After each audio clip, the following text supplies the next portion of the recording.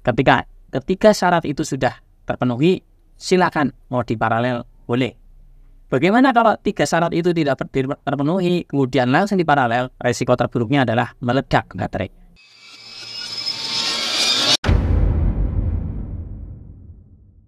Assalamualaikum warahmatullahi wabarakatuh. Teman-teman semua, jumpa lagi dengan saya di channel Dul Teknik. Kali ini saya akan membuat sebuah konten edukasi tentang penggunaan baterai. Banyak sekali teman-teman yang bertanya, amankah baterai lithium di paralel? Di paralel dalam artian 2 pak baterai lithium di paralel. Kemudian amankah di paralel dengan tipe yang lain? Ada AGI, ada lithium, kemudian ada lithium ion, NMC, ada LiFePO4. Nah, saya akan berusaha menjelaskan dengan bahasa yang mudah dipahami oleh orang umum. Jadi disclaimer dulu, mungkin nanti dari konten ini kalau teman-teman ada yang sudah expert, kemudian mau menambahkan, silahkan. Tetapi pada prinsipnya konten kali ini saya buat dengan bahasa yang semudah-mudahnya, tujuannya untuk mengedukasi orang umum. Kenapa ini perlu saya jelaskan? Karena saya sudah menjumpai di lapangan, prakteknya sudah cukup banyak teman-teman yang touring atau perjalanan jauh kemudian kepikiran untuk menambahkan baterainya. Ternyata itu ada resiko yang sangat berbahaya. Menambahkan baterai tanpa aturan yang benar, tanpa menggunakan cara yang tepat, itu sangat berbahaya. Mengingat baterai juga ada beberapa tipe yang dia eksplosif. Contoh ada lithium ion NMC, nah itu masih banyak beredar di pasaran. Baik, saya jelaskan pertama baterai yang beredar di pasaran Indonesia dulu ya. Baterai yang beredar di pasaran Indonesia itu kan sebetulnya cuma 3. Yang pertama itu AGI SLA atau orang ada juga menyebutnya VRLA, ada juga menyebutnya AGI kering. Nah, kemudian yang berikutnya lithium ion. Lithium ion ini kita singkat aja ya, ion. Lithium ion ini sebetulnya masih terlalu umum, tetapi kita samakan istilahnya bahwa ketika saya menyebut lithium ion, berarti yang dimaksud adalah lithium ion NMC. Karena ada yang LiFePO4, tetapi secara packaging dia juga menuliskan lithium ion. Maka saya tulis di sini lithium ion.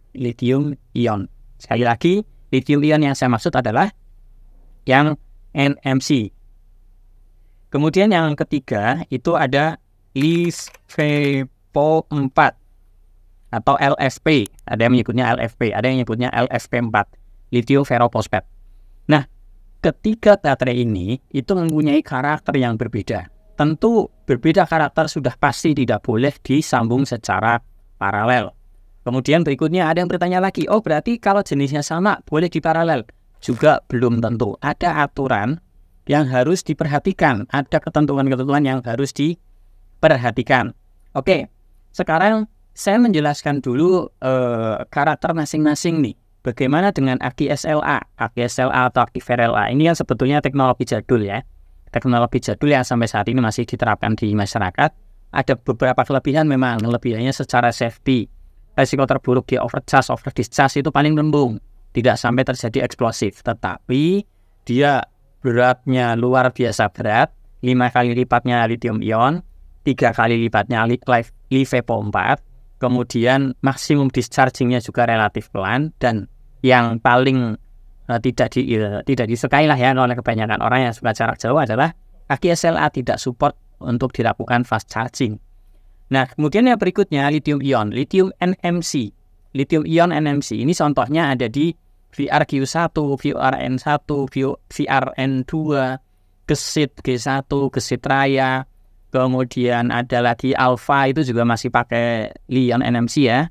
Kemudian apalagi sih ya, beberapa pabrikan lain yang cirinya adalah density energinya tinggi.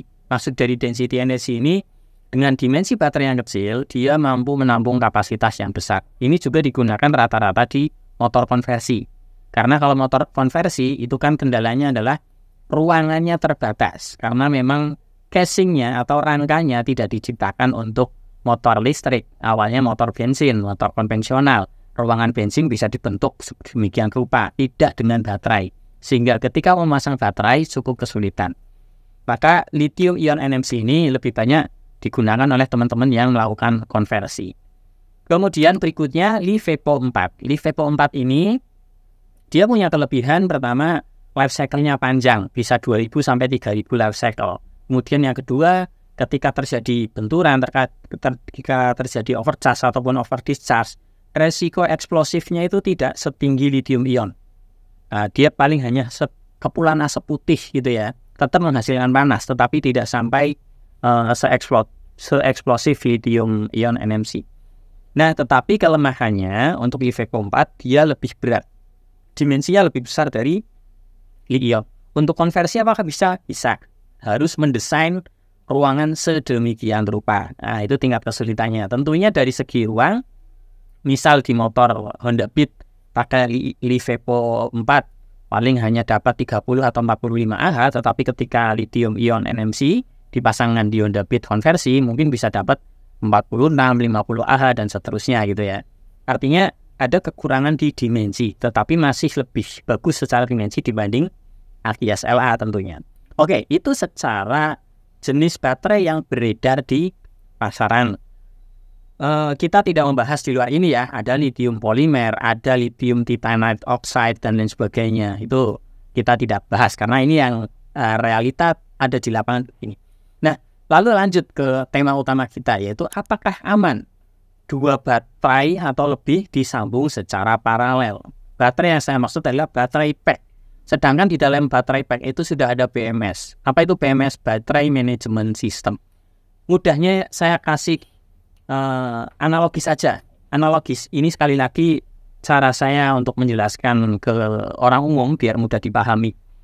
Baterai itu diibaratkan sebagai sebuah tandon air gitu ya. Ada sebuah tandon air, misal kalau LiFePO 4, lithium ion dulu deh, tandon airnya itu begini. Misal ini, ada sebuah tandon air. Kemudian ini anggap tandon air ya, wadah air ya, wadah penampungan air. Kemudian di sini ada pembuangannya. Pembuangannya yang kemudian di sini dia ke load. Load ke beban akan digunakan begitu kan. Otomatis di sini kan ada kontrol. Kontrolnya kalau di air itu apa namanya? Keran ya, keran. Nah, kita analogikan baterai itu seperti ini. Maka korelasinya apa dengan baterai? Kenapa saya analogikan sebuah tandon air? Pertama, dalam tandon air ada keran, kemudian dia bisa menampung. Fullnya berapa? Kan ada batasan. Katakanlah fullnya segini nih, ini full. Nah, maka ini disebut dengan full charging. Kemudian kan ini habis segini kan. Nah, kita anggap ini adalah kondisi low charging. Kemudian keran inilah yang saya maksud dengan fungsi dari BMS salah satunya. Salah satu fungsi BMS adalah membatasi maksimum charging dan discharging. Maksimal kalau di tandon air ya, maksimal air yang masuk dan maksimal air yang keluar itu dibatasi oleh keran ini. Maka disinilah kita sebut dengan BMS. Fungsi BMS itu di situ. Nah ini BMS. Oke. Nah, lalu kenapa saya jelaskan sebagai tandon air? Karena nanti karakternya berbeda lagi antara lithium ion NMC dan LiFePO 4. Saya mengabaikan aki. Kenapa saya mengabaikan aki? Ya bayangkan teman-teman sudah pakai baterai aki, mau diparalel lagi dengan aki yang sama, ya jelas ruangannya tidak muat, beratnya juga jelas over. Maka di lapangan hampir belum pernah saya jumpai teman-teman yang memparalel aki itu ya. Tanpa diparalel saja sudah bawa 6 aki, itu bebannya sudah 42 kg. Kalau mau diparalel 2 ya bisa sampai 80 kg, rangkanya bisa melewat itu. Nah, artinya kita sekarang fokus ke pembahasan paralel pada lithium ion ataupun LiFePO 4. Nah, sekarang kembali ke sini. Lithium ion full chargingnya berapa, low chargingnya berapa, itu juga berbeda-beda. Sekalipun dia sesama lithium ion. Contoh, gesit. Gesit itu 20S. 20 seri. Ini contoh gesit. Kemudian VR itu 70S. Kemudian contoh lagi Nio yang GoFile kalau nggak salah ya, nanti dikoreksi di komentar. Itu kalau nggak salah dia pakai 19S dan lain sebagainya. Nah, tetapi jumlah cache ini kan informasi teknis. Kalau di cachingnya, informasinya bahkan ada yang 16S ya untuk serinya. Ini diinfokan 72 volt, yang ini diinfokan 60 volt, yang ini diinfokan sama 72 volt, yang ini 60 volt. Tentunya 60 voltnya 16S dan 60 voltnya 17S itu berbeda. Bedanya di mana? Bedanya di sini. Full chargingnya. Maka aturan mencharging ini kaitannya dengan aturan mencharging juga ya. Aturan mencharging baterai yang aman bagaimana? Chargernya tidak boleh melebihi nominal dari full charging. Jadi kalau saya garis bawahi, yang pertama harus diperhatikan adalah full voltasenya berapa. Ini kaitannya dengan jumlah S, jumlah seri. Nah, jadi dari sini teman-teman sudah bisa menyimpulkan bahwa lithium ion 19S dan 20S tidak bisa di paralel walaupun tipenya sama-sama lithium ion. 17S dan 16S juga tidak bisa di paralel. Itu syarat yang pertama. Syarat yang kedua sebetulnya. Syarat yang pertama tadi tipenya harus sama dulu. Oke. Tipenya sama. Kemudian setelah tipenya sama, yang berikutnya adalah jumlah S-nya sama. Setelah jumlah S-nya sama, ada syarat berikutnya, yaitu kondisi voltasenya juga sama. Maksud dari kondisi voltase bagaimana? Kalau ada sebuah baterai, diinformasikan dia speknya 72 volt. Jangan kita berpatokan ke 72 volt ini. 72 volt ini hanyalah inisial.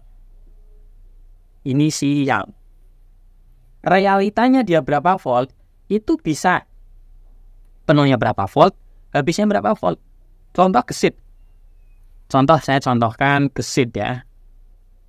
Gesit itu full chargingnya, dia kan gesit kan 72 volt, 20S. Full chargingnya berapa gesit? Full chargingnya di 84 volt. Jadi ini, kalau di gesit, dia penuhnya di 84 volt. Kemudian habisnya di berapa? Habisnya di sekitar 60 volt. Artinya apa? 72 volt itu posisinya di mana? Ya mungkin hanya di tengah-tengah gitu ya.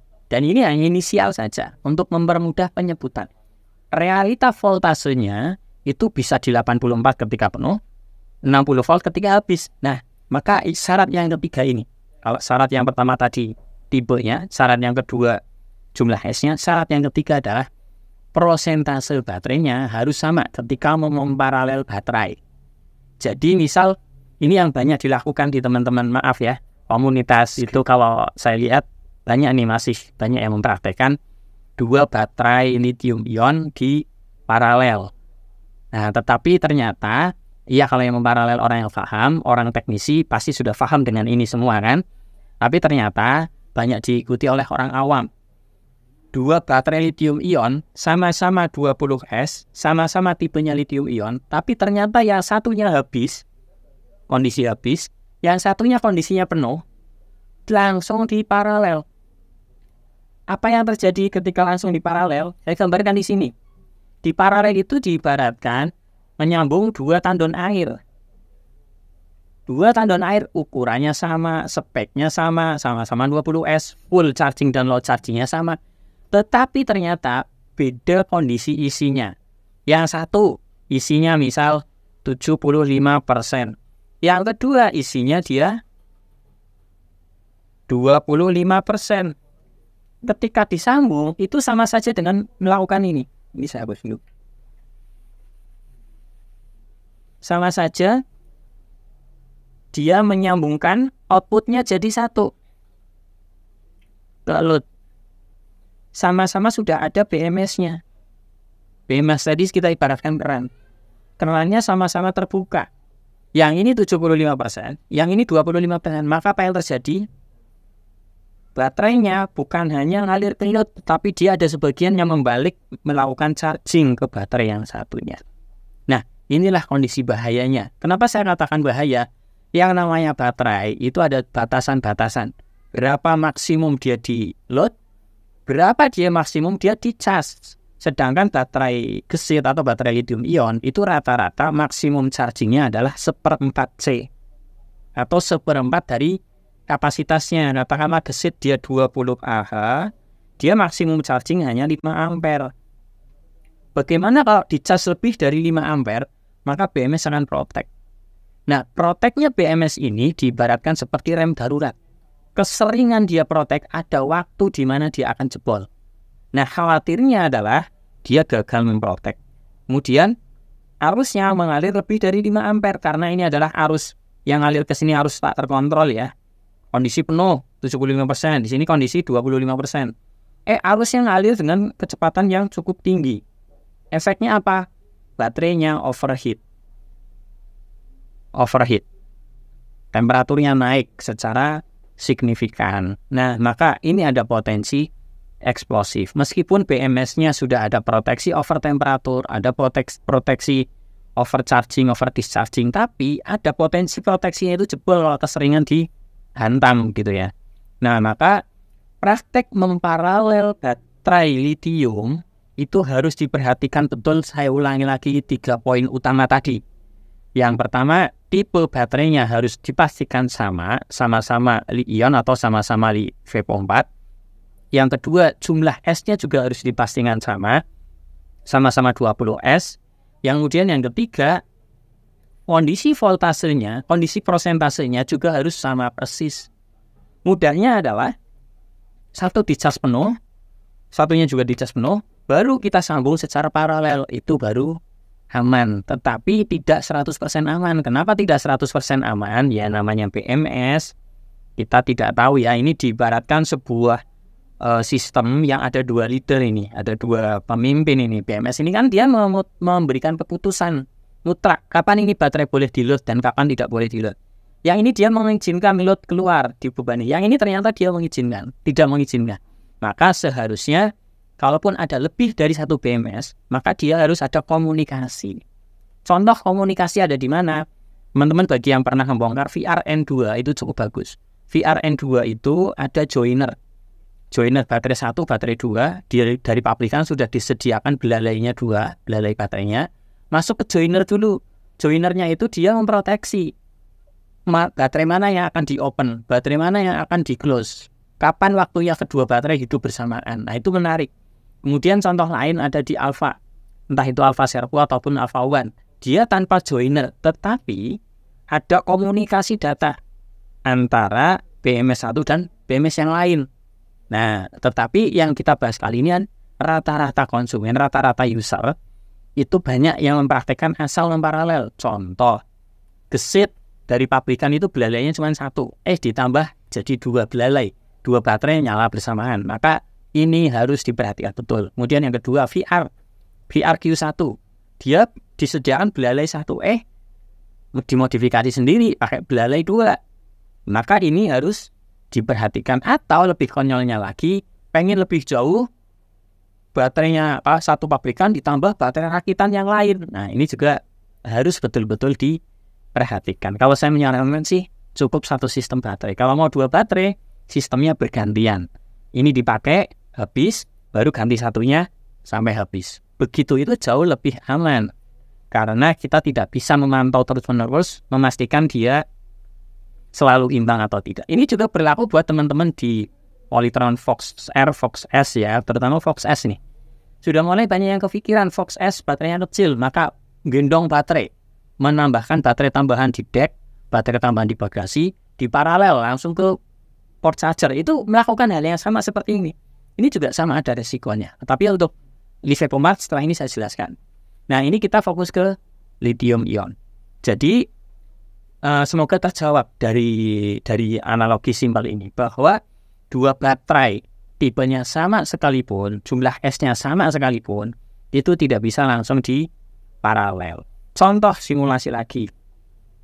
Simulasi contoh baterai sama-sama 60 volt tetapi beda konfigurasi. Yang ini 16S, yang ini 17S. Maka gambarnya tidak begini. Gambarnya diibaratkan begini. Yang 16S ini dia penuhnya lebih rendah. Sedangkan yang 17S dia penuhnya lebih tinggi. Begitu juga dengan habisnya. Yang 17S ya dia bisa jadi habisnya lebih tinggi gitu ya. Artinya apa? Ketika diisi bersamaan, yang di sini sudah penuh, di sini belum penuh. Ketika dikuras bersamaan, yang di sini sudah habis, di sini belum habis. Nah, maka itu juga alasan kenapa jumlah S-nya berbeda, tidak bisa dilakukan paralel. Berbahaya, sangat berbahaya. Baik, ini simulasi memparalel dua baterai yang sama-sama lithium ion. Berikutnya, semoga bisa dipahami. Berikutnya saya gambar lagi, saya hapus lagi.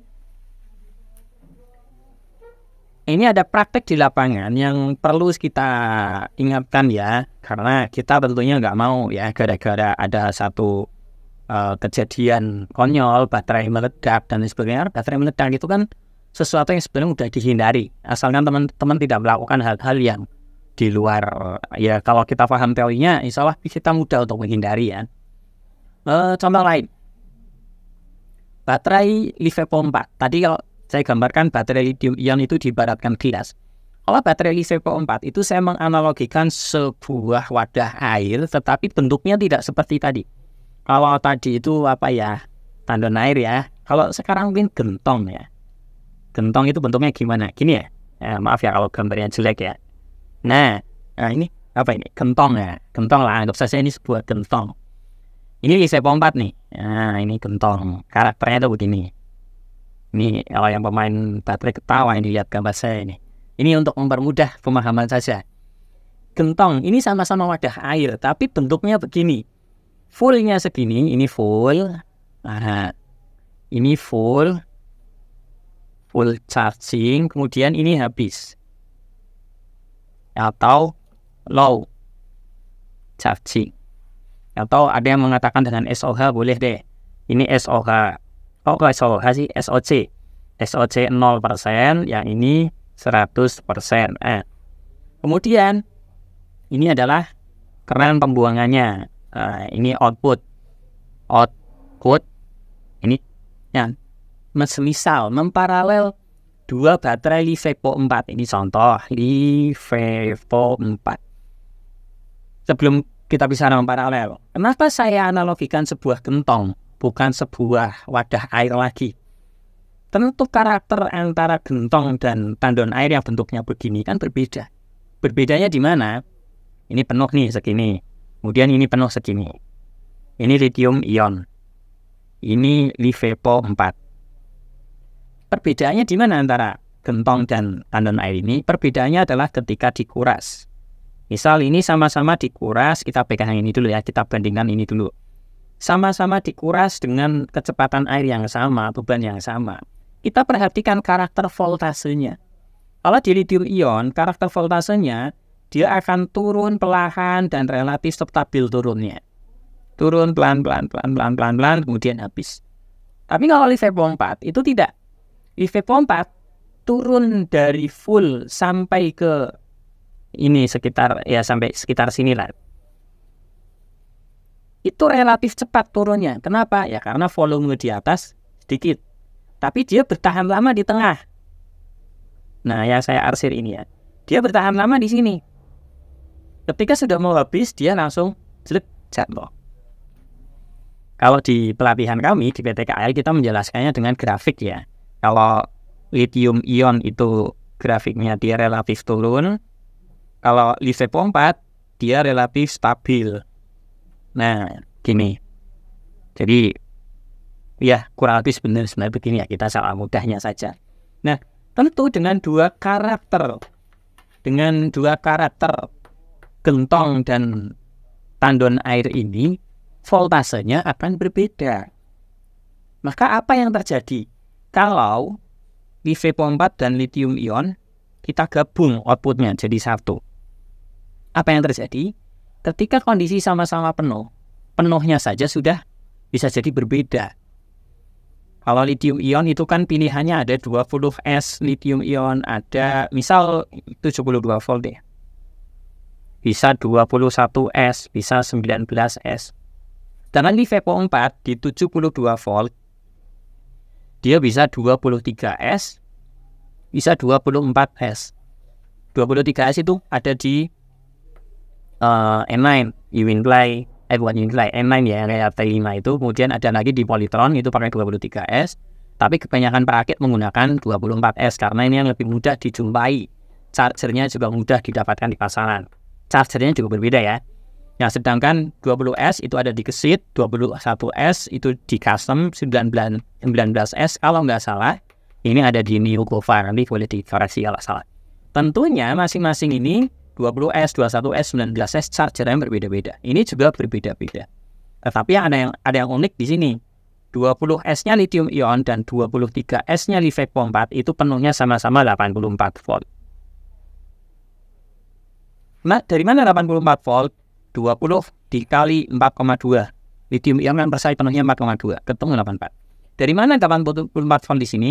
23S. 23 dikali 3,65. Ketemulah 83,9. Nah, sama lah. Maka chargernya 23S dan 20S ini bisa saling menggantikan. Tetapi kita tidak sedang membahas ke charger ya. Kita membahas ke karakter ketika di paralel. Apa bahayanya LiFePO 4 dan lithium ion di paralel? Katakanlah yang ini 23S, yang ini 20S. Mungkin orang akan beranggapan aman karena fullnya kan sama-sama 84 volt. Ternyata tidak aman. Kenapa tidak aman? Ya, fullnya sama-sama 84 volt. Tapi ketika di-load, baru di-load sebentar saja, katakanlah di-load, ya sedikit lah, di-load 10% lah katakan. Maka yang ini bisa jadi masih stabil di atas. Yang ini sudah turun. Karena memang volume di atas dia kecil. Kelemahan, ya bukan kelemahan ya, karakter LiFePO 4 itu seperti itu. Dia bertahan lama di sini. Kemudian ini turun terus. Ketika ini sudah di bawah, bisa jadi LiFePO 4 masih di voltase tengah. Karena tadi karakter LiFePO 4 dia grafiknya relatif landai, bertahan lama di voltase yang sama. Itu LiFePO 4. Maka kalau memparalel baterai lithium ion dan LiFePO 4 itu jelas tidak diperbolehkan. Bahaya, alasannya apapun lah. Meskipun ada teman-teman pemain yang menjelaskan, pemain atau mungkin orang yang sudah paham tentang baterai kemudian menyampaikan baterai lithium ion dan LiFePO 4 aman, yang penting voltasenya sama. Ya kalau versi saya bahaya, jangan dilakukan. Daripada gitu kan. Karena lithium ion resiko eksplosif juga ada. Nah, sekarang kita yang lanjutnya tadi. Bagaimana kalau LiFePO 4 di paralel? LiFePO 4 2 di paralel, kurang lebih kan karakternya sama. Syarat yang pertama, tipenya sama. Oke, ini sudah sama tipenya LiFePO 4. Syarat yang kedua, jumlah S-nya sama. Oke, anggap ini 2 3S. Kemudian syarat yang ketiga, voltasenya juga sama. Nah, ini kalau di LiFePO 4, kita kalau hanya mengandalkan voltase itu juga agak rancu. Garansinya kenapa? Karena bentuknya gentong begini. Bisa jadi kapasitas di sini misal 80%. Di sini kapasitasnya misal 60%. Tapi secara ketinggian air, dia ketinggian, kita kategorikan, analogikan air ya. Itu relatif sama. Tadi karena karakternya gentong tadi. Dia hanya akan berbeda jauh ketika menjelang full, dia di atas atau hampir habis di bawah, dia simpangannya jauh. Nah, bagaimana kalau kedua baterai ini di paralel? Kita paralel, tentu ada resiko sama seperti tadi lithium ion. Dia ketika yang ini full, yang ini low, dia akan mencharging baterai satunya.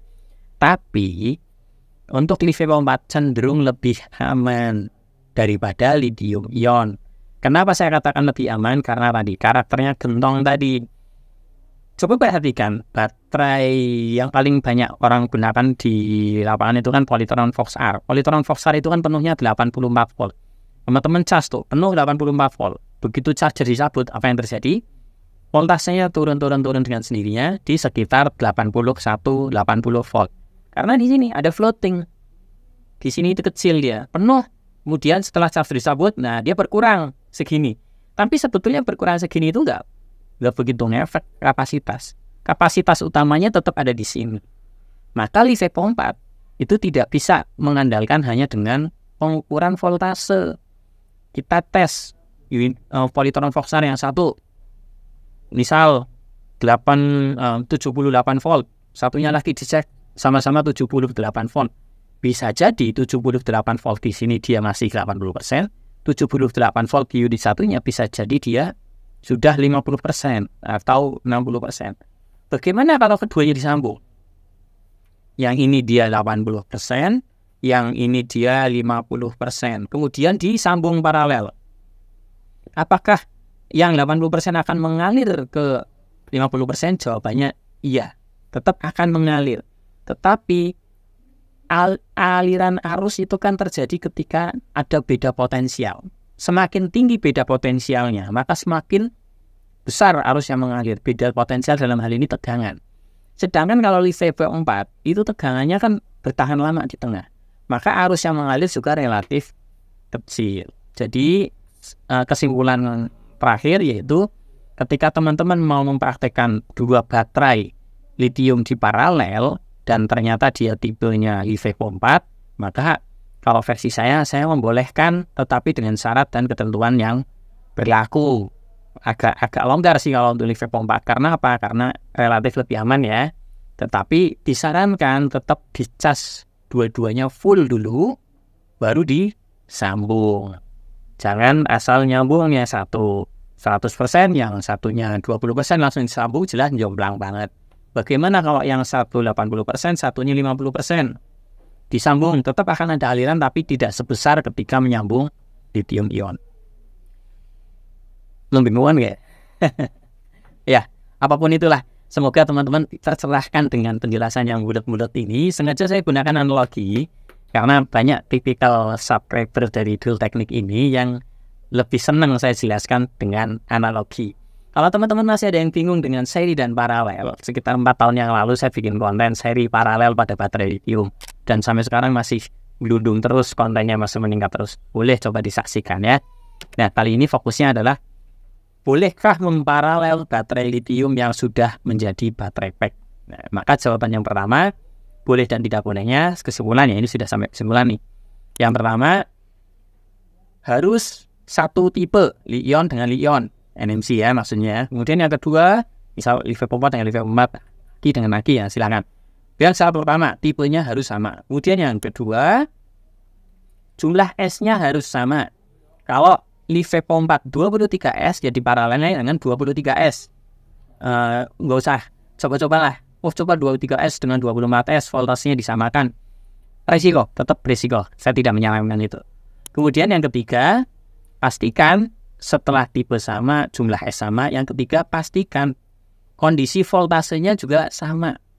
Voltase bukan voltase inisial, tapi voltase full sama-sama habis atau sama-sama di tengah. Voltasenya sama. Ketika syarat itu sudah terpenuhi, silakan mau diparalel boleh. Bagaimana kalau 3 syarat itu tidak terpenuhi, kemudian langsung diparalel? Rusak baterainya bisa, rusak BMS-nya bisa, meleleh kabelnya bisa, resiko terburuknya adalah meledak baterai. Sekian dari saya, semoga bermanfaat. Saran dari kritik silakan disampaikan di kolom komentar. Dari saya sekian. Wassalamualaikum warahmatullahi wabarakatuh. Bagi teman-teman yang tertarik untuk belajar lebih dalam terkait kendaraan listrik, kami sediakan program pelatihan yang sangat cocok untuk teknisi, guru SMK, dosen, ataupun pengusaha di bidang kendaraan listrik. Info lebih detail silakan kontak admin atau bisa datang langsung ke workshop kami, Eklon Solusi Energi.